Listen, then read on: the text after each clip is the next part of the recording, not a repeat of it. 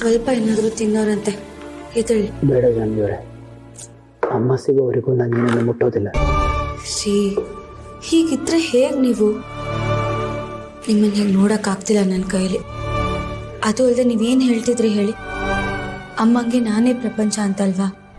ಹಾಗಿದ್ಮೇಲೆ ಖಂಡಿತ ಅವ್ರು ನಿಮಗೆ ಸಿಕ್ಕೇ ಸಿಗ್ತಾರೆ. ಜಾನ್ವಿಯವರೇ, ಯಾವಾಗ? ಪ್ರತಿ ಸಲ ರೂಮನ್ನು ನೋಡಿದಾಗಲೂ ಅಮ್ಮ ಅಲ್ಲೇ ಇದ್ದಾರೆ ಅಂತ ನನಗನ್ಸುತ್ತೆ. ಇಷ್ಟು ವರ್ಷ ಜೋಪಾನ ಕಾಪಾಡ್ಕೊಂಡು ಬಂದೆ, ಕಳ್ಕೊಂಡು ಬಿಟ್ಟಿದ್ದೀನಲ್ಲ ಜಾನ್ವಿಯವರೇ. ಏನು ಮಾಡಲಿ ನನಗೆ ತೋಚ್ತಾ ಇಲ್ಲ.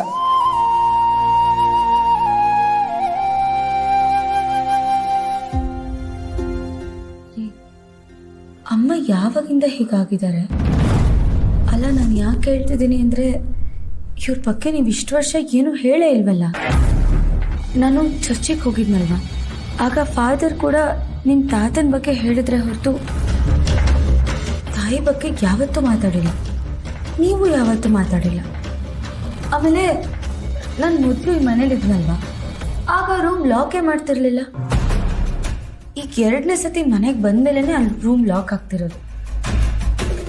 ಅವ್ರು ಯಾವಾಗಿಂದ ಇಲ್ಲಿದ್ದಾರೆ? ಜಯಂತ, ಇವ್ರ ಮನಸ್ಸಿನಲ್ಲಿ ಇಷ್ಟೊಂದು ಡೌಟ್ಗಳಿವೆ. ಇದನ್ನೆಲ್ಲ ಕ್ಲಿಯರ್ ಮಾಡಲೇಬೇಕು. ಏನಾದರೂ ಹೊಸ ಕತೆ ಕಟ್ಟಬೇಕಲ್ಲ. ಏನು ಹೇಳೋದು? ರೀ, ಏನು ಯೋಚನೆ ಮಾಡ್ತಿದ್ದೀರಾ ಹೇಳಿ. ಜಾನ್ವಿಯವರೇ, ನಾನು ನಿಮಗೆ ನನ್ನ ತಾತನ ಬಗ್ಗೆ ಹೇಳಿದ್ದೆ ಅಲ್ವಾ? ಆತ ತುಂಬ ಸ್ಟ್ರಿಕ್ಟ್ ಮನುಷ್ಯ. ಎಲ್ಲರೂ ಅವ್ರು ಹೇಳ್ದಂಗೆ ಕೇಳಬೇಕು ಅನ್ನೋ ಕೆಟ್ಟ ಹಠದ ರಾಕ್ಷಸ. ಆದರೆ ನನ್ನ ತಾಯಿ ಮಾತ್ರ ಯಾವಾಗಲೂ ಸ್ವಚ್ಛಂದವಾಗಿ ಹಾರಿಕೊಂಡೇ ಇರ್ತಾ ಇದ್ಲು. ಇಷ್ಟಪಟ್ಟು ಪ್ರೀತಿ ಮಾಡಿದವಳನ್ನೇ ಮದುವೆ ಆದ್ಲು. ಈ ಮದುವೆ ಆದ್ರಿಂದ ನಮ್ಮ ತಾತಂಗೆ ಅವಳು ಮೋಸ ಮಾಡಿದ್ಲು ಅಂತ ಅವರು ನಮ್ಮಮ್ಮನ ಮೇಲೆ ಕೋಪ ಮಾಡಿಕೊಂಡ್ರು. ಅವ್ರ ಹೊಟ್ಟೆಲಿ ಹುಟ್ಟಿದೆ ನಾನು ಅಂತ ನನ್ನ ಮೇಲೂ ಕೋಪ. ಗಂಡನಿಂದ ದೂರ ಮಾಡಿ ತುಂಬ ಕಷ್ಟಗಳನ್ನು ಕೊಟ್ಟರು. ಹೊಡಿತಾ ಇದ್ರು, ದೈಹಿಕವಾಗಿ ಮಾನಸಿಕವಾಗಿ ಹಿಂಸೆ ಹಾಕ್ಕೊಡ್ತಾ ಇದ್ರು.